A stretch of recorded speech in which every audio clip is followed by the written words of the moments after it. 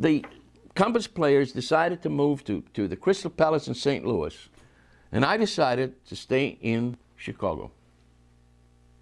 I came in as a replacement for an actor named Shelley Berman, who I knew from Uta Hagen's class. He was an actor, and he was doing Shakespeare. I saw him do Richard III once. It was remarkable, kind of a performance. And the next thing I knew is that he was doing Compass, and I was asked to come down and replace him because he couldn't do a sketch by a man named Isaac Rosenfeld called The Liars. I found an agent, and I wangled an audition at a place called Mr. Kelly's on a Rush Street in Chicago.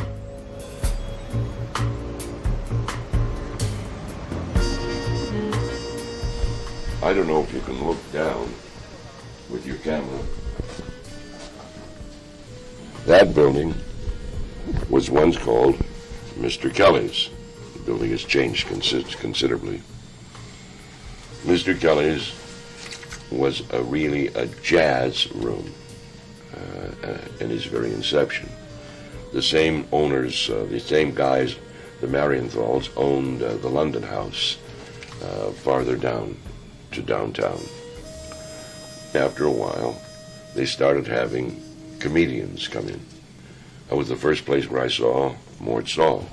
I saw him working, and I realized, hey, the thing I'm doing with Compass Players, I might be able to do as a career in nightclubs. Now, I didn't want it as a career, frankly. I was just looking for a job, but because I didn't aspire to be a comedian.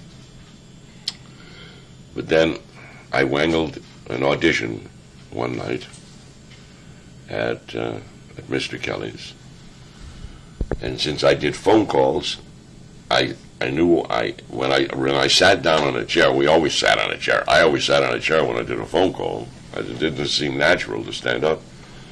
So I sat down on a chair. I disappeared to the back of the room. I mean, it was a low stage. So I asked if I could borrow a bar stool, and they resisted. They said, well, they're all taken. The bar's all full. I said, please, I can't do my thing if I don't sit. How about a chair? I'll disappear. Okay, we'll get you. So they had somebody stand up, and they brought me a bar stool. And I just sat down and did my phone calls. And I just did a few minutes. They hired me.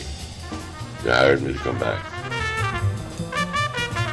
For 4 weeks at $350 a week, with an option for 4 more weeks.